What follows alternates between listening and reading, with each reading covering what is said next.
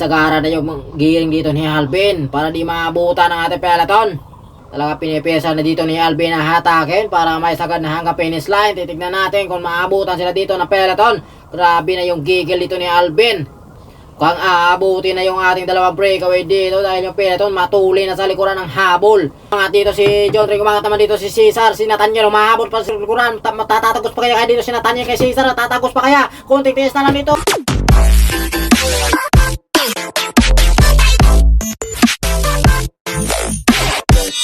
So what's up mga master, for today's video, dito na naman tayo sa may circle. Panibagong araw, panibagong karera naman yung ating mapapanood ngayon. Road bike 17 below category. Magandang aabangan to dahil andito yung mga malalakas ng ating 17 below category. Si sir dito naka-jacket pa yan. Baka maulan na daw siya, tsaka mabasa na, tsaka malakas yung ulan, kaya nag-jacket siya. Si Randy dito sa likuran, number 38. Meron tayo kumakawala sa harapan. Andito naman si Alvin, nakabantay dito kay Randy. Si Mervin Corpus, andito rin si Mervin Corpus. Misa tayong naghahabol. At meron tayo na 3-man breakaway dito. Number 9 at saka number 30. At saka itong team linis na si Rain. 3-man breakaway natin. Kung tuloy-tuloy sila dito magpapalitan sa kanilang breakaway, hindi na sila dito maabutan natin peloton. Itignan natin kung masasagad nila hanggang finish line yan. Dahil mayroon pa sila ditong 3 laps. May dumikit na tatlo rito. Naghahabol na tatlo. Dumikit dito sa ating breakaway. Pero yung ating peloton, nandyan na din sa likuran. Naghahabol na rin yung ating peloton sa likuran. Dito naka-green ang bike.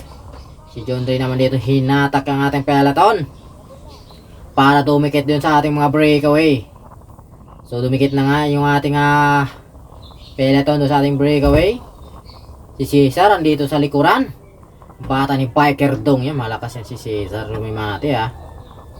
Bamboo Technology andito din oh. Nagipagsabayan din. Si Randy andito banda sa may kanan. Grabe, lakas yung ating ulan. At happy Advance New Year sa ating lahat. Ride safe sa ating lahat. Dahil December ngayon. Dahil medyo madulas na, tsaka ulanin na panahon ngayon to. Kumbaga ulanin na buwan. Ang December malamig. At sana all na lang tayo sa may mga jowa dyan dahil nagpapainit yan dahil malamig. Ito si Cesar andito sa likuran. Grabe, ang tuloy na sila dito. Matakbo na sila dito ng 49 to 50 kilometers per hour. Meron tayo may nakakawala. Sisilipin natin na sa harapan kung sino ang kumakawala dito sa ating grupo. Si Benz, andito si Benz, si Nathaniel sa harapan, may pumalit na isa. Hinatak ang grupo dahil meron tayo na kumakawala dito sa grupo, may nawawala dito si Alvin. Meron tayo si solo rin dito, number 3, naghahabol kay Alvin. Tinakasan ni Alvin yung ating peloton. Last lap na to.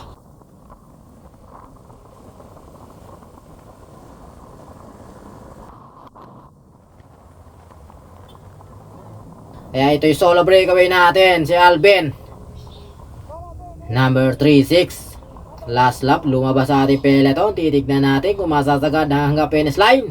Talaga sinasagad dito ni Alvin. Tumatakbo na siya dito ng 45 to 46 kilometers per hour. Talaga pinipirsa niya dito na mas sasagad niya para di na siya maabutan. Pero yun nga lang, malakas ang hangin at malakas din yung ulan. Grabe yung hirap dito ni Alvin.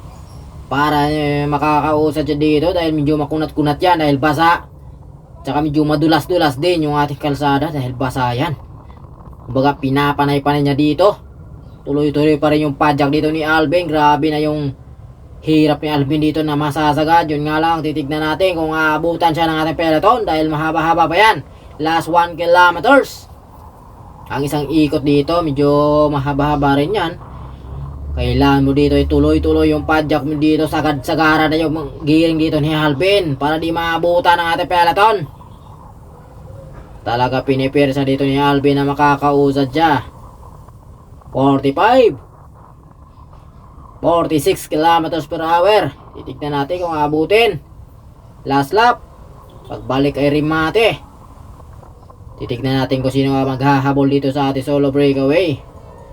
Dito marami nag-aabang dito sa Rimatean dahil nagkakapustahan mga yon.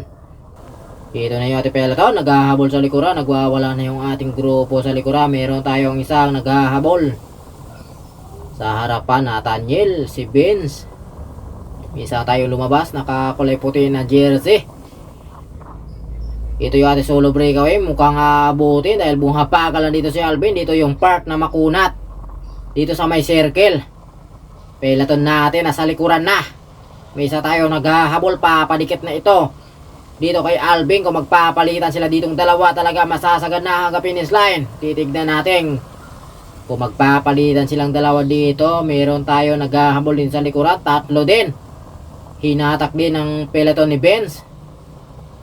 Ito na yung ating dalawa dito. Si Alvin ang nasa harapan at saka nakakulay puti itong sa likuran.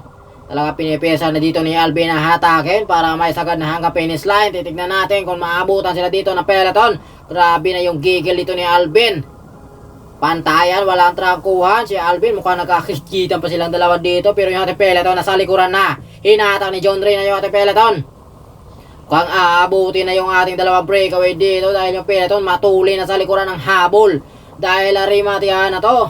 Going to finish line. Ito yung ating dalawa. Nagpapalitan sila dito sa kanilang breakaway para maisasagad na hanggang finish line. Pero yung ating peloton hinahatak na ni John Ray yung ating peloton. Mukhang aabutin, kunting tiis na lang. Aabutin na silang dalawa dito. Makakarimati pa kaya ngayon si Alvin dito dahil pagod na yan kahit galing breakaway.